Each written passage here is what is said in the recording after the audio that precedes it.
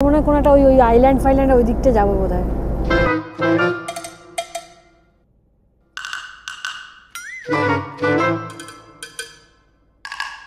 কি আর আসবে, ডলফিনের দেখা নাই রে, কিছুই হবে না তোমাদের ওয়েদারে, তোমরা ঠেঙ্গা বাড়ি যাও। সেই সুযোগ কি কেউ ছাড়ে?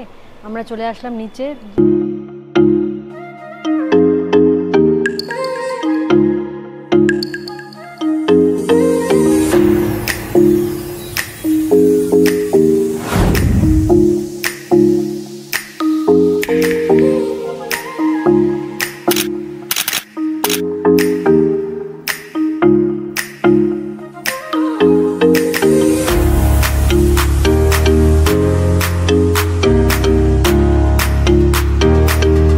তো এই হলো আমাদের ব্যালকনি, যেটা কাল রাত্রেবেলা তোমার দেখাতে পারিনি, কারণ পোকার প্রচণ্ড উৎপাত। আমাদের বলে দিয়েছিল যে একদম জানলা খুলবেন না, খুললেই পোকারা একদম অ্যাটাক করবে। আর পাশে এত বড় একটা ঘন জঙ্গল, আর এই যে কামেং নদী, এটা হচ্ছে রিভার ভিউ হোটেলটার বেস্ট রুম এটাই। এখান থেকেই বেস্ট মানে ভিউটা পাওয়া যাবে রিভারের। ওয়েদার তো একেবারেই জঘন্য যে তোমাদের ভালো করে একটু দেখাবো তার উপায় নেই। মেঘ, আকাশ, পাহাড়, নদী, মানে একটা কি বলবো পিকচারেস, একটা বিউটিফুল সিনারি হতো যদি রোদটা সাথ দিত। তবু ঠিক আছে, কোনো ব্যাপার না। আজকে অরুণাচলকে বিদায় দিয়ে আমরা চলে যাব গৌহাটি। তবে রাস্তায় অনেকগুলো ভালো ভালো পয়েন্ট যাব, যেমন নামেরি ন্যাশনাল পার্ক যাব, হাইয়েস্ট শিবলিঙ্গ মন্দির আছে, মানে সবচেয়ে বড় একটা শিবলিঙ্গ মন্দির, শিব মন্দির আছে, সেখানে যাব নওগাঁওতে। তো আরও কিছু ছোটোখাটো স্পট আছে। তো চলো আমরা এখন ব্রেকফাস্ট সেরে নিই। ব্রেকফাস্টে রেডি হয়ে গেছি, ব্রেকফাস্ট সেরেই আমরা চলে যাব ভালুকপং থেকে টুয়ার্ডস গৌহাটি। এই হচ্ছে আমাদের ভালুকপংয়ের রিভার ভিউ হোটেলের কিচেন এরিয়া। তো কাল রাত্রে তো আর দেখাতে পারিনি মুষলধারে বৃষ্টির জন্য, তাই আজকে একটু ভিডিও করে তোমাদের দেখালাম। যথারীতি ঠিক সময়েই আমরা এসে পৌঁছেছি নামেরি ন্যাশনাল পার্কে। রিভার রাফটিং, ট্রেকিং, ফিশিং, কত কি করবো ভেবে আমরা আসলাম। এতই বাজে কপাল, কি বলবো আর, যে না হবে ট্রেকিং, না হবে রাফটিং, কিছুই হবে না। কেননা বৃষ্টি বৃষ্টি ওয়েদার, খুব রোদ না উঠে, রোদ তো উঠছে রে, হ্যাঁ গো, রোদ তো হচ্ছে। দেখো আমার ওখানে ভদ্রলোক বলছে যে হবে না, আমরা আবার ফিরে চলে যাব। বলা দেখো, দেখে বাড়ি যাও, কিছুই হবে না তোমাদের ওয়েদারে, তোমরা ঠেঙ্গা বাড়ি যাও। ফার্স্ট লোকেশনে গিয়েই আমাদের ডিসঅ্যাপয়েন্টমেন্ট হতে হলো। জানি না বাকি লোকেশনগুলো আমাদের জন্য কি ওয়েট করছে। আমাদের নেক্সট অ্যাট্রাকশন হলো ডলফিন। তেজপুরেই Brahmaputra river dolphin spotting site বলে একটা জায়গা আছে, সেখান থেকে নাকি ডলফিন দেখা যায় এবং প্রচুর দেখা যায়। তো মনে অনেক উৎসাহ নিয়ে বোটে চেপে বসলাম। আর বোর্ড রাইড আমাদের শুরু হলো। ড্রাইভারকে আমরা এখানেই টাটা করে দিলাম, ও আসলো না, আর আমরা চলে আসলাম ডলফিন দেখবো বলে।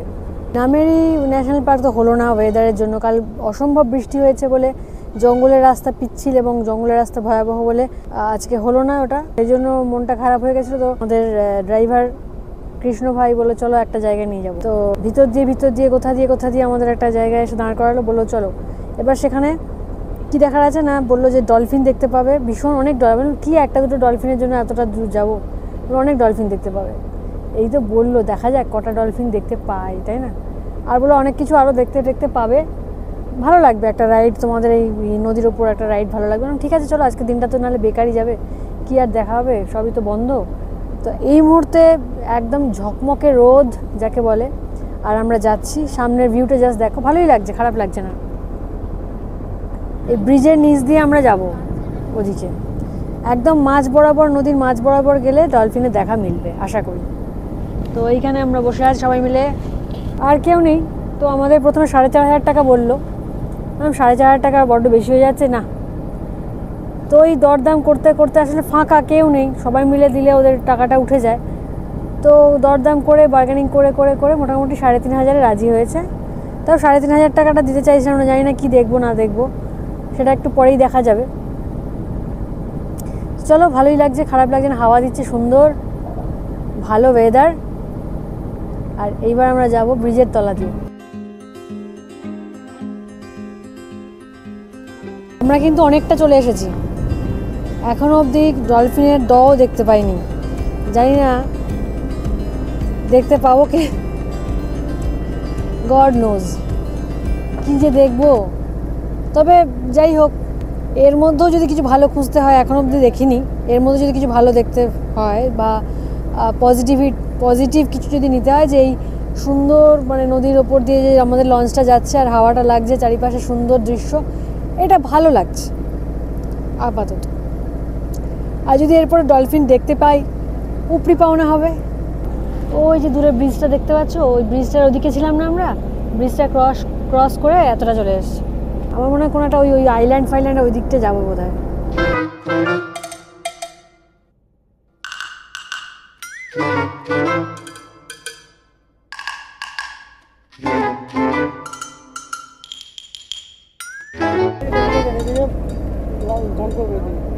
জাম্প করবে? হায় রে ডলফিন, জাম্প কর, তোকে দেখে বাড়ি যায়। খসখসে 3500 টাকার করে নোট দিয়ে আসলাম রে ভাই। ডলফিন একটু আয়, অনেক ডলফিন দেখবেন আপনারা, চলুন চলুন, অনেক ডলফিন মিস করবেন, না এলে মিস করবেন। এইসব ভুজরুং ভাজরুং দিয়ে আমাদের নিয়ে এলো, দেখো একটি ডলফিন বেরোচ্ছে না, একটিও না। মানে কি, মানে আমাদের কি ভেবেছে, মানে পর্যটক আমাদের বলছি এই ফাঁদে পা দিও না ভাই, এই ডলফিনের ফাঁদে খবরদার পা দিও না। কোথাও কোনো ডলফিন দেখতে পাচ্ছি না আমরা, শুধুই আমরা জলের ওপর চোখ লাগিয়ে আছি। এই ঘুস করে একটা ডলফিন উঠবে আর আমরা কাপ করে ক্যামেরায় বন্দি করে নেবো, কিন্তু সে ডলফিন হারিয়ে গেছে গো। সে কি আর আসবে? ডলফিনের দেখা নাই রে, ডলফিনের দেখা নাই, ডলফিনের দেখা নাই রে, ডলফিনের দেখা নাই রে। আমি এত মানে গুটগুটে গান গাইলাম, তবু ডলফিন বেরিয়ে বললো না যে এই চুপ কর, গাইতে হবে না, আমি এসে গেছি। ইনিই আমাদের বলেছিল অনেক ডলফিন আছে দাদা, অনেক ডলফিন, চলুন। যে কোনো মুহূর্তে ডলফিন আসবে, তাই আমাদের গাড়ি না, এই লঞ্চটাকে অফ করে দিয়েছে। লঞ্চটা এখন ভাসছে, ডলফিনের জন্য আমরা ওত পেতে বসে আছি।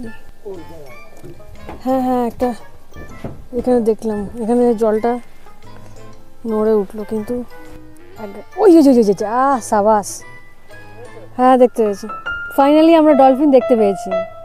একটু দূরে হলেও দেখতে পেয়েছি, কি তাই তো? ইয়েস, ডলফিন দেখেছি। হ্যাঁ হ্যাঁ, ওই তো। তাহলে সত্যি ডলফিন দেখা গেল, তাহলে টাকাটা বেকার যায়নি, কি বলো? ওই আরও ডলফিন দেখার উৎসাহ নিয়ে আমি নিচে নেমে আসলাম, এসে বসে পড়লাম ক্যামেরাটা এক সাইডে রেখে। আরও বেশ কিছু ডলফিন দেখার পরে আমাদের গাড়ি ঘুরিয়ে নিল।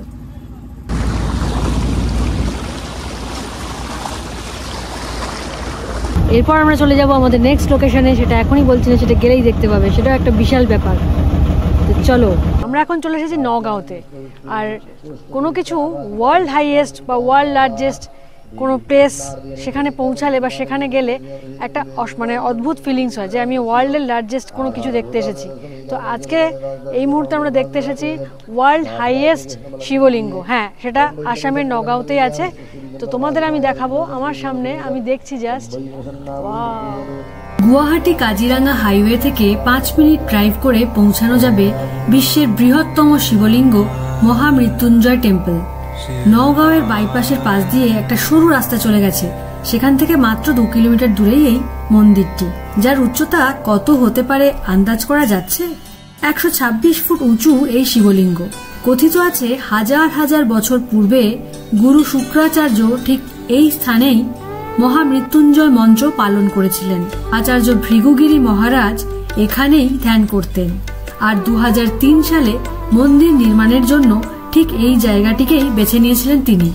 প্রাণ প্রতিষ্ঠার মাধ্যমে মন্দির উদ্বোধন করেন মাননীয় স্বরাষ্ট্রমন্ত্রী শ্রী অমিত শাহ। সেই সময় যে যজ্ঞ হয়েছিল সেখানে উপস্থিত ছিলেন পূর্বতন এবং বর্তমান আসামের 2 মুখ্যমন্ত্রী সর্বানন্দ সোনোয়াল এবং হিমন্ত বিশ্ব শর্মা। উদ্বোধনে যে যজ্ঞ করা হয়েছিল তার জন্য 108টি যজ্ঞকুণ্ড স্থাপন করা হয়েছিল এবং প্রায় 250 জন পুরোহিত তামিলনাড়ু থেকে প্রাণ প্রতিষ্ঠা যজ্ঞ করতে এসেছিলেন। 2021 সালের 26শে ফেব্রুয়ারি সর্বসাধারণের জন্য এই মন্দির খুলে দেওয়া হয়। দরজা খুলে দিয়েছে, তাহলে এবার চলো আমরা ভিতরে ঢুকি। ভিতরে ক্যামেরা অ্যালাউ কিনা জানি না, তবে যতটা পারবো তোমাদের দেখাবার চেষ্টা করব। একটা জিনিস বলে রাখি, এখানে পুজো দেওয়ার জন্য কোনো পান্ডা ধরতে হবে না, মানে এখানে পান্ডা সিস্টেমটা নেই আর কি। নিজের ইচ্ছা মতো আসো, পুজোর ডালি পাশে অনেক দোকান আছে, সেখান থেকে কিনে নাও এবং পুজো দাও, কোনো অসুবিধা নেই, কেউ আটকাবে না, কেউ দর্শনের জন্য পিড়াপিড়ি করবে না, কেউ বলবে না যে টাকা দাও দর্শন করিয়ে দেবো। সুতরাং এখানে ভক্তরা স্বইচ্ছায় এসে মন্দিরে পুজো দেয়, প্রণাম করে, দর্শন করে এবং নির্বিঘ্নে চলে যায়। পুজো দেওয়া হলো, পুজো দেওয়ার পর আমরা জানতে পারলাম নিচে খিচুড়ি ভোগ প্রসাদ দেওয়া হচ্ছে, তো সেই সুযোগ কি কেউ ছাড়ে? আমরা চলে আসলাম নিচে, জাস্ট মন্দির ওপরে, ভেতরে যেই জায়গাটা আগে দেখালাম তোমাদের, ওখানে খিচুড়ি প্রসাদ টেবিলে সাজানো ছিল, তো সবাই আমরা একটা একটা করে তুলে নিলাম। আর এই যে প্রসাদ, আজ আমাদের এটাই লাঞ্চ হয়ে গেল, খুব ভালো।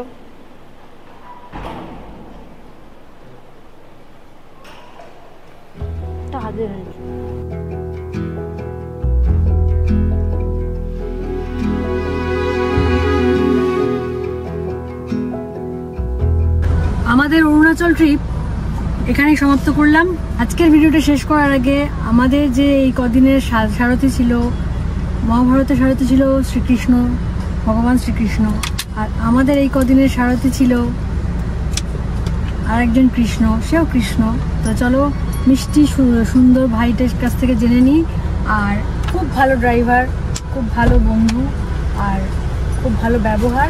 আমি তার সামনেই বলছি, কোনো মানে ইয়ে না। তো তার থেকে জেনে নেবো তার কন্ট্যাক্ট নাম্বার। তোমরা যদি অরুণাচল ট্রিপ করতে চাও, মেঘালয় ট্রিপ করতে চাও, বা গুয়াহাটি ট্রিপ করতে চাও, নর্থ ইস্টে যে কোনো জায়গায়, একদম ভরসেমান যাকে বলে।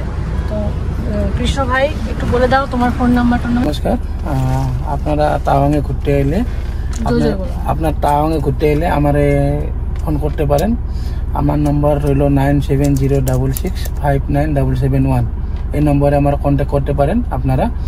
আর আপনারা এখানে অনেক জায়গা আছে ঘোরানো, পাসিঘাট, আলং, মেসুকা, টাওয়াং, শিলং, ডিমাপুর, নাগাল্যান্ড, অনেক ভালো ভালো জায়গা আছে। আপনারা আসতে পারেন, খুব ভালো জানা, খুব ভালো জায়গা। আমায় কন্ট্যাক্ট করবে তো? হ্যাঁ, আমার কন্ট্যাক্ট করলে হবে না, তাসির ভাইরা কন্ট্যাক্ট করলে হলো। তাসির ভাইরা কন্ট্যাক্ট করলে আমারে পাবেন, টেনশন নেই। আমি একটা জিনিস বলে দিচ্ছি, কৃষ্ণা খুব ভালো ড্রাইভার, প্রথম কথা হচ্ছে। আর ও খুব সুন্দর গাইড করে দেয়। আর সেকেন্ড জিনিস হচ্ছে যে ও প্রত্যেকটা লোকেশন চেনে। আর ওখানকার যেরকম আমরা মানে যে অপারেটর আছে, সেই অপারেটরদের ফোন নাম্বার ওর কাছে থাকে। তার ফলে কি হচ্ছে, যে কোনটা অপারেট হচ্ছে, বা ধরো রাফটিং অপারেট হচ্ছে কি হচ্ছে না, বা এই যে আমরা ডলফিন সাইট ভিজিট করতে গেছিলাম, ওখানেও কন্ট্যাক্ট নাম্বার ওর কাছে থাকে। তো ও সবকিছু একদম ভালোভাবে আগে থেকে রেডি করে জেনে নিয়ে আমাদের গাইড করে দেবে। তাই জন্য কৃষ্ণাকে কন্ট্যাক্ট করলে তোমরা সব ডিটেলস কোনো মানে নিশ্চিন্ত মনে পেয়ে যাবে। আর তাসির সাথে ও কাজ করে, ঠিক আছে, তাসির ডিটেলস আমরা আগে দিয়ে দিয়েছি। তো ডেফিনেটলি কৃষ্ণা সাথে থাকলে একদম দারুণভাবে আমাদের ট্রিপগুলো হতে পারে, ঠিক আছে। তো আগামী দিনে তোমরা ট্রিপ করতে চাইলে কোনো ডেফিনেটলি ওকে কন্ট্যাক্ট করতে পারবে, ঠিক আছে। আর যদি আমাদের ভিডিওগুলো ভালো লেগে থাকে তাহলে অবশ্যই সাবস্ক্রাইব করো, আর তাহলে আমরা আগামী দিনে আরো ভালো ভালো ভিডিও তোমাদের সাথে নতুন করে শেয়ার করতে পারবো। সবাই ভালো থেকো, টাটা।